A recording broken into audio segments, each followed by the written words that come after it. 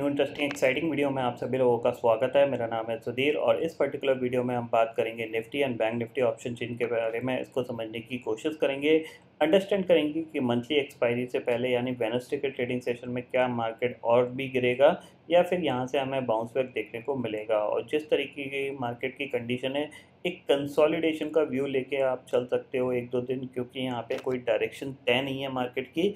इसीलिए मार्केट बहुत ही ज़्यादा एक कह सकते हैं वॉलेटिलिटी यहाँ पे दिखा रहा है। तो इस वीडियो को स्टार्ट करते हैं, जल्दी से समझते हैं हम कि वो कौन से इंपॉर्टेंट लेवल है जहाँ पे कि एक अच्छा खासा होल्ड किया जा सकता है, चीज़ों को अंडरस्टैंड किया जा सकता है। और निफ्टी और बैंक निफ्टी के कौन से ऐसे इंपॉर्टेंट लेवल हैं जो कि हमें कल मदद करेंगे एक पर्टिकुलर पोजीशन बनाने में। तो जल्दी से इस वीडियो को स्टार्ट करते हैं और समझेंगे यहाँ पे कि कल का ट्रेडिंग सेशन कैसा रह सकता है। कल है वेडनेसडे का ट्रेडिंग सेशन और एक्सपायरी से एक दिन पहले का ट्रेडिंग सेशन है। मंथली एक्सपायरी है तो कल का ट्रेडिंग सेशन थोड़ा सा वॉलेटाइल रह सकता है। इस चीज़ को आप क्लियरली समझ लीजिए। बट सबसे पहले बात करते हैं मार्केट एट 11 के वीडियो की। मार्केट एट 11 के वीडियो में मैंने आपको क्लियरली बोला था कि अवॉइड करिए ट्रेडिंग जब तक ये यूएस इवेंट नहीं हो जाता और हमारी आरबीआई की क्रेडिट पॉलिसी नहीं हो जाती। तब तक आप थोड़ा सा ट्रेडिंग में अपना हाथ रोक के रखिए, या फिर अगर आप ट्रेड कर रहे हैं तो एक दो लॉट में ही ट्रेड करिए। ज़्यादा बड़ा क्वांटिटी में ट्रेड करने का कोई फ़ायदा नहीं है, क्योंकि मार्केट बहुत ही स्लोली मूवमेंट कर रहा है। ठीक है ना, आप देख रहे हो इसमें कोई ऑप्शन के प्रीमियम जंप थोड़ी नहीं करते हैं। ये भले गिर गया है, लेकिन आप अगर देखोगे तो ऑप्शन के प्रीमियम मुश्किल से 15 से 20% का उछाल आया होगा। ठीक है ना, तो कहीं ना कहीं यहाँ पे अभी जो सेलिंग है वो बहुत ही स्लोली है, और यहाँ पे मार्केट बिकॉज विक्स भी नीचे है, एक डायरेक्शन सही से नहीं ले पा रहा। ठीक है ना, अब यहाँ पे मैं आपको एक साइकोलॉजिकल पॉइंट समझाने की कोशिश करूँगा कि क्यों मैं आपको बोल रहा हूँ कि थोड़ा सा आप एक दो दिन ट्रेड मत करिए। देखिए सिंपल सी चीज़ ये है, आप देखो यहाँ पे ये है ग्लोबल मार्केट। ठीक है, और यहाँ पे मैं अगर जाता हूँ इंडेक्सेस फ्यूचर्स में, तो आप देखोगे करीब डाउ फ्यूचर 175 पॉइंट डाउन है। ठीक है, अब आप देखना, मैं यहाँ पे अगर 5 घंटे का चार्ट लगाता हूँ तो आप देखोगे आपको क्लियरली दिख रहा है यहाँ पे ऑलमोस्ट 20 तारीख से लेकर 26 तारीख तक है, और डाउ मैक्सिमम टाइम इसने जो कामकाज किया है सिर्फ 200 पॉइंट 250 पॉइंट के अंदर कामकाज किया है।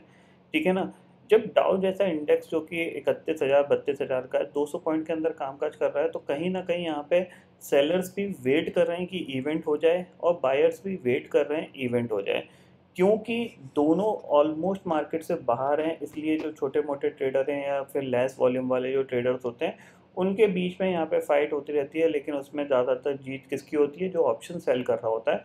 बिकॉज जब मार्केट में आपका मोमेंटम नहीं है तो ऑप्शन सेल करने का ही यहाँ पे फ़ायदा मिलता है। ठीक है, अब यहाँ पे एक चीज़ समझो, ये पॉइंट मैंने आपको क्यों बताया कि यहाँ पे देखो देखो सिंपल सी चीज़ ये होती है, बायर्स क्या चाहता है कि अगर मैं बाय करके ऊपर ले जाऊं तो ऊपर एग्रेसिव सेलर ना आए।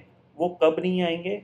जब ग्लोबल मार्केट पॉजिटिव होंगे। यहाँ से later suppose Dow Jones another 3 से 4% 5% और जंप कर जाता है, आप देखो निफ्टी 17,200 तक इजीली चला जाएगा। ठीक है ना, कोई प्रॉब्लम नहीं आएगी निफ्टी को। 17,200 इवन 17,300 भी चला जाएगा। बट अगर डाउ फ्लैट रहेगा तो क्या होगा? अगर बायर बाय करने की कोशिश करेगा, ऊपर से सेलर तुरंत सेल कर देगा। क्यों? क्योंकि सेलर्स के पास क्या है? कॉन्फिडेंस है, उसको दिख रहा है कहीं कोई रैली नहीं है ग्लोबल मार्केट में, तो फिर हमारा मार्केट क्यों ऊपर जा रहा है। तो वो जैसी निफ्टी 16,700 800 के रेंज में जाता है, तुरंत वहाँ पे क्या होता है? बिकवाली आएगी। सेम चीज़ सेलर्स के लिए एप्लीकेबल होती है कि सेलर क्या चाहता है? जब वो मार्केट में सेलिंग करे तो बायर्स कहीं पे भी आके पुल ना करे। ठीक है ना, तो वो सिनेरियो कब मिलेगा? जब साइड सी बात है ग्लोबल मार्केट में नेगेटिविटी ज़्यादा होगी, तो उस चीज़ का फ़ायदा यहाँ पे सेलर्स को मिलेगा। ये एक साइकोलॉजिकल पॉइंट है जिसको समझना बहुत ज़रूरी है, क्योंकि अगर आप हर दिन ऑप्शन बाइंग करके काम करते रहोगे और सोचोगे कि हर दिन मेरा ऑप्शन डबल हो जाए या फिर मेरे को एक बड़ा प्रॉफिट मिल जाए, वो थोड़ी सी पॉसिबिलिटीज़ कम है। क्योंकि एज अ ऑप्शन बायर आपको बहुत ही ज़्यादा डिसिप्लिन के साथ और आपको पेशेंस रखना पड़ता है मार्केट में ट्रेड लेने से पहले। अगर आप मूवमेंट में किसी भी मूवमेंट में कैसे भी निफ्टी 20 पॉइंट उछला, आपने बाय कर लिया, 20 पॉइंट नीचे आया सेल कर दिया, ऐसे अगर आप करते रहोगे तो सिर्फ आप अपना लॉस करोगे। और जैसे कि विक्स 18 के पास है, लोअर विक्स पे तो और ज़्यादा मुश्किल होता है ऑप्शन बाइंग करना। ठीक है, क्योंकि यहाँ पे आपको मोमेंटम जो है वो नेगेटिव साइड दिख रहा है, बट जो एकदम से कह सकते हैं जो सेलिंग मोमेंटम है वो बहुत स्लो है। ट्रेंड आपको नेगेटिव दिख रहा है। ठीक है, अब अगर हम बात करें कल क्या हो सकता है उसको अंडरस्टैंड करने की कोशिश करें, तो सबसे पहले ऑप्शन चेन डाटा देखो आप। ऑप्शन चेन डाटा में निफ्टी 16,500 के नीचे क्लोज हुआ है। ये एक्चुअली 4 अगस्त की है, 28 जुलाई की मैंने आपको लगा दी है। 16,500 के नीचे निफ्टी क्लोज होता हुआ दिखाई दिया, तो 53 लाख का ओपन इंटरेस्ट कॉल साइड पे और पुट साइड पे करीब 56 लाख का ओपन इंटरेस्ट दिख रहा है। काफ़ी हद तक देखा जाए तो ऊपर के लेवल पे यहाँ पे पुट अनवाइंडिंग देखने को मिल रही है, जिसका ही प्रेशर मार्केट को नीचे निफ्टी को धीरे धीरे ले जा रहा है। 16,000 की बात करें, 16,600 की बात करें, तो कॉल साइड पे 68 लाख का ओपन इंटरेस्ट है और पुट साइड पे आपका सिर्फ 29 लाख का ओपन इंटरेस्ट दिख रहा है। यानी 16,600 के ऊपर ही आपको यहाँ पे बाइंग करके काम करना चाहिए। ठीक है, इतना समझ में आ गया। अब 16,400 की कॉल पे 14 लाख का ओपन इंटरेस्ट है, पुट पे कितना है 51 लाख का ओपन इंटरेस्ट दिख रहा है। जाहिर सी बात है, निफ्टी अगर 16,500 के नीचे कल भी ट्रेड करता रहता है तो इसका जो टारगेट होगा 16,400 और 16,350 होगा, लेकिन ये बहुत धीरे धीरे ही आएगा, ये चीज़ आप क्लियरली समझ लीजिए। तो आपको अपनी शॉर्ट की पोजीशन बना के बैठना पड़ेगा और रिस्क उतना ही लीजिएगा जितना आप अफोर्ड कर सकते हैं। ठीक है, चलते हैं चार्ट पे और चार्ट को अंडरस्टैंड करते हैं। तो निफ्टी का चार्ट सबसे पहले लगाता हूँ और 15 मिनट चार्ट है ये।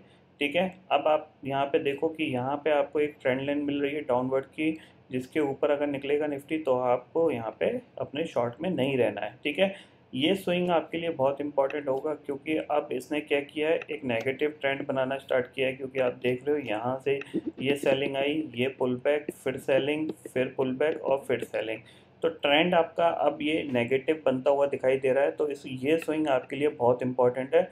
16,580 या फिर 16,600 निकल जाता है तो फिर आप अपने शॉर्ट में बिल्कुल भी मत बैठिएगा, क्योंकि आप फंस सकते हो ऊपर। फिर निफ्टी आपको 16,800 तक जाता हुआ दिखाई दे सकता है। ठीक है, इतना आपको समझ में आ गया होगा।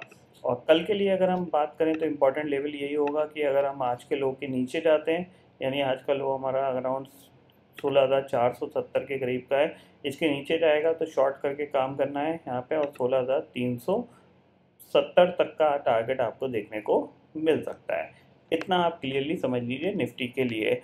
और जैसा कि मैंने आपको बताया कि कम क्वांटिटी कम लॉट में ही काम करिएगा, क्योंकि मार्केट का थोड़ा सा मोमेंटम अभी एक डायरेक्शनली नहीं हो रहा है। ठीक है, बात कर लेते हैं बैंक निफ्टी की। तो बैंक निफ्टी आप देख सकते हो, देखो 2-3 दिन पहले मैंने आपको बैंक निफ्टी में एक चीज़ समझाई थी कि यहाँ पे 200 डे मूविंग एवरेज क्रॉस हुआ है। अब जाहिर सी बात है, अगर किसी को अपना माल बेचना है तो बहुत अच्छी जगह है ये माल बेचने का। क्यों? क्योंकि उसका जो माल है हायर लेवल पे यहाँ पे निकल जाएगा, क्योंकि 200 डे मूविंग एवरेज के ऊपर लॉन्ग टर्म जो इन्वेस्टर्स होते हैं या जो पोजिशनली बाय करते हैं वो लोग आते हैं। अब वही निफ्टी का हाई था, उसके बाद निफ्टी धीरे बैंक निफ्टी क्या कर रहा है, धीरे धीरे धीरे धीरे नीचे आता जा रहा है। अब एक चीज़ यहाँ पे ध्यान रख लीजिएगा कि 36,000 के अगर ये नीचे ट्रेड करना स्टार्ट किया तो फिर आप एग्रेसिव होकर सेलिंग कर सकते हैं, क्योंकि फिर यहाँ पे जिन लोगों ने लॉन्ग किया होगा उनके स्टॉप लॉस ट्रिगर होते हुए दिखाई देंगे, और फिर यहाँ पे सेलर्स को बहुत अच्छा मौका मिलेगा अच्छा खासा इसको गिराने के लिए।